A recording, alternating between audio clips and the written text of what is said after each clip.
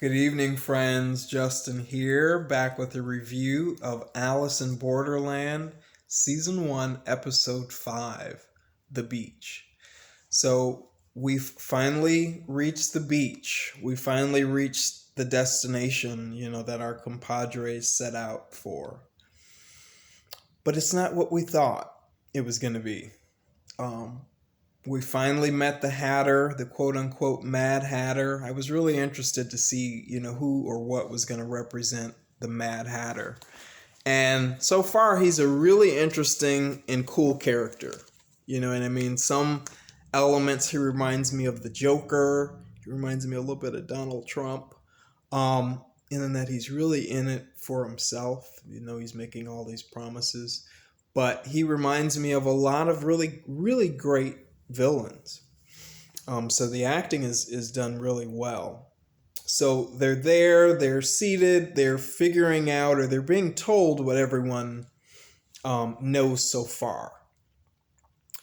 And the Hatter believes, or the going belief is once we win all of the games, to collect all of the 52 cards,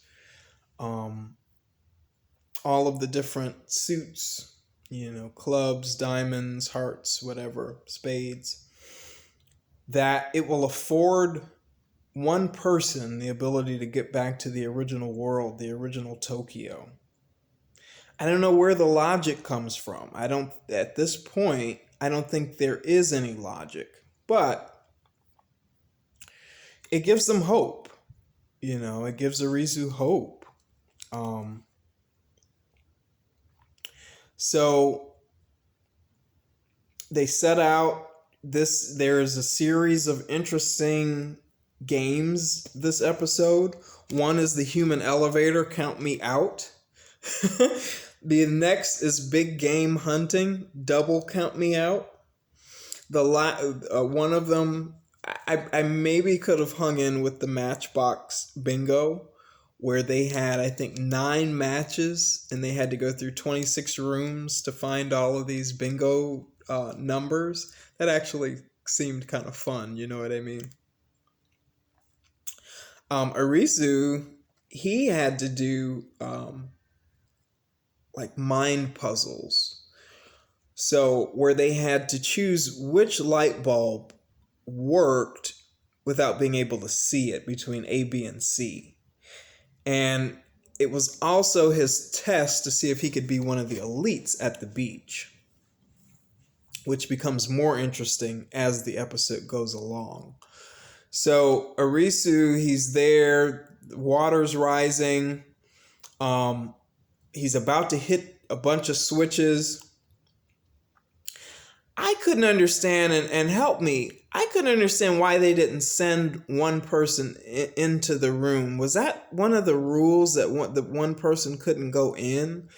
Because I just kept thinking, send one person in so they can see who or what lights up. And then you really have your answer there. But the way he did it, created a 100% chance of survival, which was excellent. And the higher ups at the beach noticed, how awesome he was. And it really saved his life, there by the pool. So, he's part of the conversation. He's one of the in the knows here at the beach. And I don't know is the Hatter, he's really strange, guys. Is he trying to intimidate Arisu? Is he trying to indoctrinate him? Because I would be leaving there. I'd be running full steam. He basically admits to him that all of this is a scheme to just get one person out, to just get himself out of there. He asks a lot of questions, and some of them are deep, some of them are philosophical, kind of meta questions that kind of hit me. He says, what did you do in the original world? The Hatter says that. And Arisu says nothing. And I started to think about my own life and shortcomings and what I wish I had done and what I can still do and different things like that. I love that this show makes you think. It tackles, deep themes and elements. And so the Hatter says, I'm going to be the one that gets back to the original Tokyo. I'm going to get back to the original world. And I just, basically I need people that are willing to die, that are willing to see me as that hero. And I think Arisu is just biding his time, or at least I hope he is. The Hatter is my only protection here. He's the thing that's keeping this crazy thing afloat. So he's a really, really complicated character. What did you guys think about the Hatter? Who is he? Is he a villain? Is he a hero? Is he both? He gave some really interesting looks towards the end of the episode, so I'm really interested to see where it goes. But this show just gets deeper and deeper and more interesting. So that was the episode The Beach. A very complicated and complex episode. What was your favorite part? Did you expect The Beach to be this?